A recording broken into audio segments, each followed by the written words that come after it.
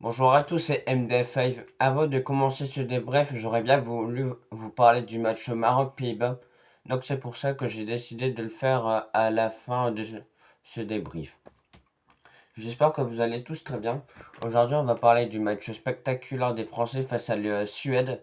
Victoire 3-0 des Français sans trop galérer sur un double passe décisif de Michael Olise. Sur un doublé de Kylian Mbappé sur une passe et sur un but magnifique de Bradley Barcola.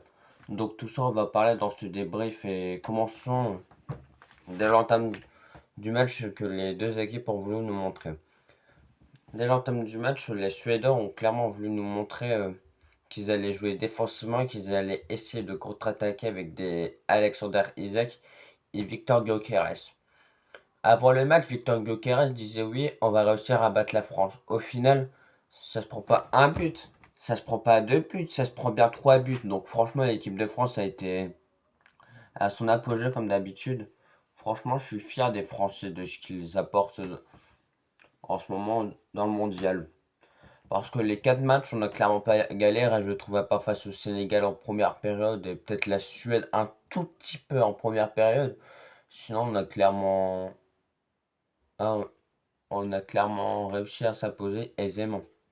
Donc franchement, l'équipe de France arrive à tirer dès le début du match, mais c'est soit bien repoussé par le gardien suédois, ou soit des frappes à côté ou au-dessus. Donc franchement, début du match, on n'a pas été décisif, on n'a pas eu de réussite, mais tout ça va changer. Mais on en parle de la bicyclette de Michael Olise. Un joueur français centre pour Michael Olise. Il fait une retourne acrobatique et malheureusement ça aurait été le plus beau but de la Coupe du Monde. Ça passe juste à côté. Franchement, Michael Olise, quel joueur. S'il aurait marqué cette bicyclette, cette retournée plus les deux buts, franchement, il aurait fait un match parfait. Il aurait eu la note de 10 sur 10 de l'équipe parce que franchement, le match de Michael Olise, il récupère énormément de ballons. Il fait des dribbles efficaces, des passes décisives que c'est que lui qui les voit. Franchement, quel joyeux Michael Olise, c'est vraiment un alien, je trouve. Parce que le niveau de Michael Olise, faut clairement en parler. Parce que faut pas sous-estimer ses performances. Parce que ce sont des performances très très très bonnes, je trouve. Donc franchement, merci Michael Olise pour tout ce que tu apportes. Mais on va parler du premier but côté français. C'est un corner juste avant la mi-temps. Ça décide de jouer à 3 vers un corner. En gros, c'est le corner. Le joueur français se rapproche. Je crois que c'est Yousman. Il a ressurgi à Mbappé en faisant une passe un peu en profondeur. Et Kylian Mbappé, bah, il nous habitue à des buts de folie. Il élimine deux trois joueurs suédois. Victor Gyökeres qui était positionné en défense pour défendre sur corner. Et un autre joueur qui n'a pas le temps de surgir peu après, Kylian envoie un missile dans les cages. Le gardien n'a à peine bougé. C'est pour vous dire la puissance de frappe de Kylian Mbappé.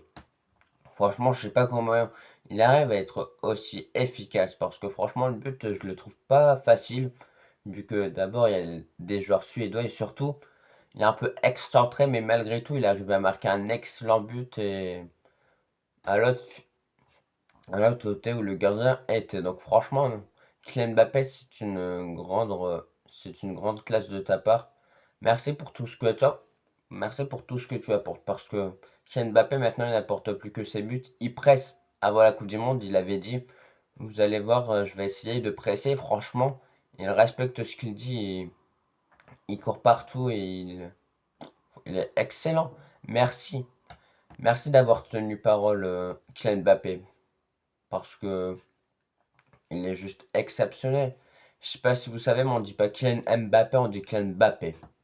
C'est la prononciation de son nom de famille. Bref, euh, la mi-temps arrive et j'adorais le geste lorsque Kylian Mbappé célèbre. Il va voir Didier Deschamps car malheureusement, et toute condoléance à sa famille, Didier Deschamps a perdu sa maman. Du coup, Kylian Mbappé et tous les joueurs de l'équipe de France ont décidé de se rassembler. Vu que face à la Norvège, c'était Guy Stéphane qui avait dû remplacer entre guillemets Didier Deschamps. Donc franchement, ça se voit que l'équipe de France est une maison, une famille. Parce que je vois aucun joueur se disputer, c'est pas comme en 2010 ou encore en 2008. Donc franchement, Didier Deschamps, merci pour tout ce que tu as apporté. Il te reste peut-être 4 matchs en Coupe du Monde et franchement, on va essayer d'en profiter au maximum avec toi. Car si ça se trouve, après, tu seras plus jamais sélectionneur de l'équipe de France de toute ta vie.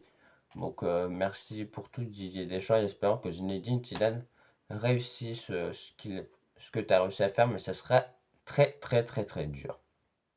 Parce qu'avant, on jouait vraiment avec un bloc bas, maintenant on joue avec un bloc offensif, vu les 4 joueurs offensifs. Franchement, l'équipe de France a clairement changé. Avant, on se faisait chier dans ces matchs, maintenant on s'amuse trop. Bref, l'entame de seconde période est lancée. Dès le début, les joueurs suédois essaient de presser un peu plus haut vu qu'ils sont menés, mais rien n'y fait parce que lorsqu'on nous presse si haut, on arrive toujours à faire des passes qu'il faut. Donc franchement, voilà. On joue très bien, on se crée encore des occasions, on s'est encore arrêté par un très très très très bon gardien. Mais arrive la frappe de Bradley Barcola vers la 54e minute, 56e minute de jeu. Bah, il tient un peu de loin et franchement, beau but, hein. Le gardien plonge un petit peu, mais la frappe de Bradley Barcola est tellement vive que le gardien n'a rien pu faire. Les joueurs suédois, après, ils deviennent invisibles, ils font balle au pied, et franchement, un peu neutre le jeu. Mike Maignan, il y a eu des arrêts à faire à la fin du match, avant le temps additionnel. Donc c'est pour vous dire que franchement, il n'a pas été inquiété lors de ce match. Upamecano et Saliba ont su être très solides et ont su stopper Elanga. Saliba et Upamecano, Lucas Digne a fait un très bon match, je trouve. Pour moi, je le préfère à Théo Hernandez, c'est comme mon avis, et j'aimerais bien qu'il joue avec Bradley Barcola. Quand on voit que Bradley Barcola, il apporte énormément. Le troisième but arrive sur une passe sublime de Michael Olise qui les met une 3-4 joueurs suédois. Kylian Mbappé fait un contrôle vif qui permet de marquer un beau but encore une fois. Franchement, la performance de Michael Olise et de Kylian Mbappé, c'est incroyable. Kylian Mbappé, avant que Messi affronte son match de 16e de finale, il est à autant de buts que Lionel Messi. Et Michael Olise est le meilleur passeur avec 5 passes décisives. Donc c'est pour vous dire que les joueurs français, franchement,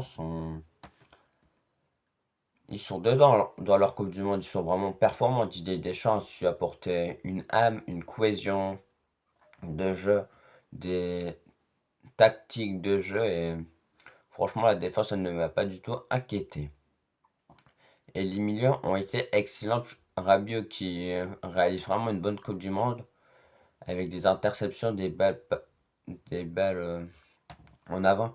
Ah oui, d'ailleurs, Adrien Rabiot, en première période, il réalise une très bonne frappe, mais le gardien suédois l'arrête de la jambe. Ça aurait été dommage que Adrien Rabiot n'a pas marqué, car sinon il aurait marqué en 2022 et en 2026. On va voir si Adrien Rabiot aura son petit but en durant cette Coupe du Monde. Aurélien Tchouameni, il tirait de loin et franchement, ça s'envolait. Mais après, on ne va pas en vouloir Aurélien Tchouameni qui essaie de proposer lorsque la Suède posait vraiment un bloc bas. Et Tchouameni, défensivement, il est vraiment excellent. On dirait des fois que c'est le troisième défenseur central tellement qu'il les bat avec des Saliba et des Upamecano.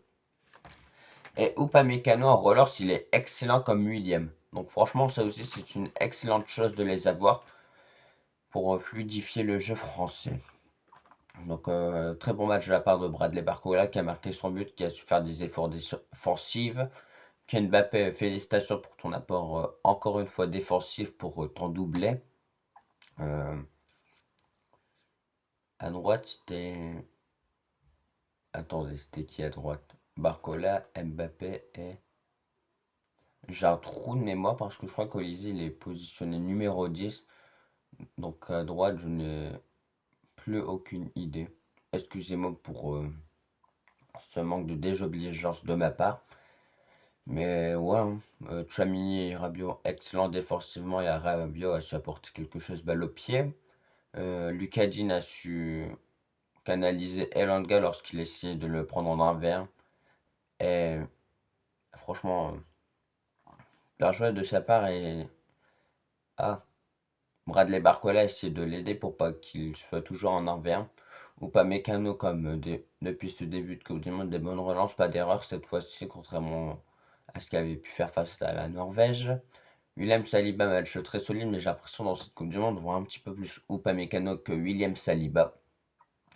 Et à droite, Jules Koundé, je préfère Malo Gusto à son poste, mais peut-être que vous n'êtes pas d'accord, car ce qu'il apporte Jules Koundé, c'est de l'expérience et un système de jeu qu'il a l'habitude de jouer avec l'équipe de France. Donc, votre avis, si vous trouvez que Jules Koundé mérite d'être titulaire, est totalement logique, mais je préfère totalement Malo Gusto qui apporte plus balle au pied et qui défend encore mieux. Malgré que son duel aérien n'est vraiment pas sur domaine. Mais sinon, il n'y a pas beaucoup de défauts. Malo Gusto, il devrait peut-être rejoindre Manchester City. Donc c'est pour vous dire son niveau qui est excellent. Mais en tout cas, j'ai énormément parlé. Donc merci à vous de m'avoir écouté. Si vous avez aimé malgré tout, n'hésitez pas à lâcher votre meilleur like et votre abonnement pour suivre plus de contenu footballistique durant cette Coupe du Monde et les matchs de championnat qui reprendront dans 2 mois. Je compte sur vous pour regarder mes shorts. Et après, je vais vous faire un débrief de la Norvège qui a éteint les éléphants de la Côte d'Ivoire. Donc, pressé de vous faire ce débrief. Je vais essayer de le sortir vers midi. Tout, tout dépendra de ce que je fais après. Donc, merci à vous de m'avoir écouté. C'était MDF5. Surtout, encore une fois, n'hésitez pas à lâcher votre meilleur like car ça me soutient.